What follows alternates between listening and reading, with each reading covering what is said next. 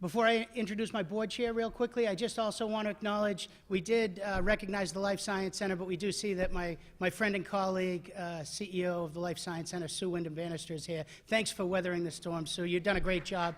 You've been a partner. And you might notice on our logo that we're celebrating our 30th anniversary, and we're going to kick that off at our annual meeting this year. And where it has been, MassBio has been around since 1985, I think it's important that we acknowledge Janice Bork, who was a longtime CEO of MBC MassBio back in the day. So Janice, thank you very much for all you've done to build this organization. Unbelievable job.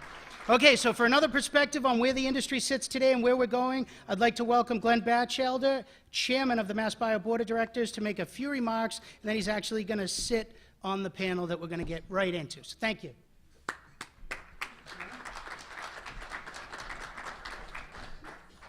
Thank you, Bob.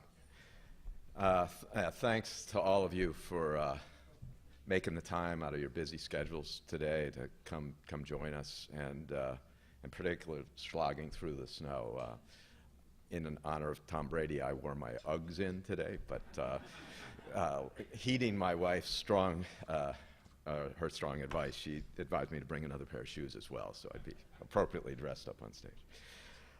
So in particular, I'd also like to thank Speaker DeLeo. Thank you for your thoughtful leadership in supporting our efforts to develop important new therapies for patients and ensure the patients have access to those medicines. We know the legislator's job is difficult. On the one hand, you need to be appropriately managing the near-term costs of healthcare. And while on the other, we need to be making and encouraging the necessary long-term investments to improve patients' lives and to make the healthcare system more efficient and cost-effective. The biosimilar legislation you enacted is an excellent example of success. Ensuring doctors can prescribe the right biologic drug for the patient, and that the patient, when she goes to the pharmacy pickup window or the infusion center, knows that she will in fact get that drug is extremely important. And now all that sounds simple, but we know that legislating that kind of protection is actually a challenge and is not a simple matter. It is clear the biosimilars legislation is important for the patient, but this is also equally important to ensure we can deliver on the promise of future innovation.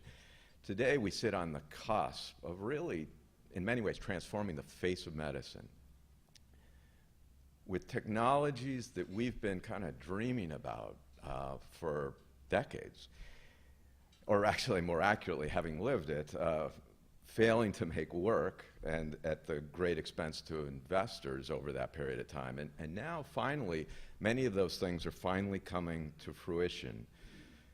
You know, just a few examples. You know, we are kind of winning the battle against deadly cancers by actually enlisting and harnessing the power of a patient's own immune system.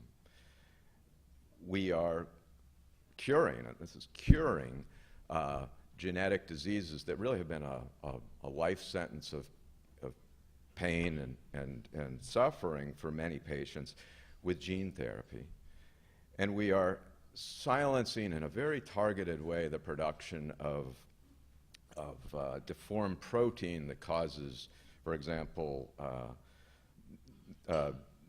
painful and debilitating neurological disorders with siRNA therapy. And it's notable that that last example was something that arose about 2 decades ago out of the labs of Dr. Craig Mello at UMass. So these are just a few examples of the promise for a better and healthier lives ahead. As a leader of a biotech company, my critical job, just at the beginning, and again, I personally am starting at the beginning again, is convincing investors that betting the hundreds of millions of dollars over the decades-long risky journey required to discover, develop, and ultimately approve a new therapy can, in the end, yield a reasonable rate of return, and that's if all goes well. A priori, investors need to have confidence, at least, that if we succeed in developing a therapy that meaningfully improves the lives of patients or reduces the overall costs of the healthcare system, the doctor can prescribe it, the patient will receive it, and the healthcare system will pay for it. The biosimilars legislation created a robust and reliable framework to balance best science with the goal of reduced drug costs. That builds confidence to make investors willing to make those long-term risky bets. We all understand that we are at the beginning and many important questions lie ahead. How do we measure the value of a new medicine for a patient? How do we measure the value of a new medicine for the healthcare system? How do we ensure the long-term investment in innovation and efficiency continues to be made? These are issues that are difficult.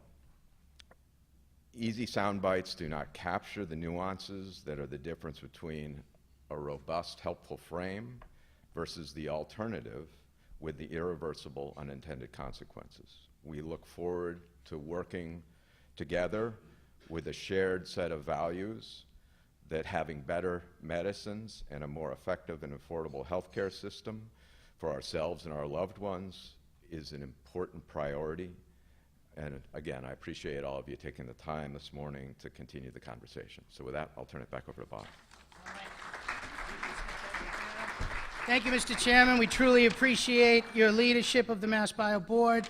And now we're going to move into the panel, but I'd also like to recognize Representative Hank Naughton's here and my own senator, Senator Mike Rush. Thanks for coming, Mike.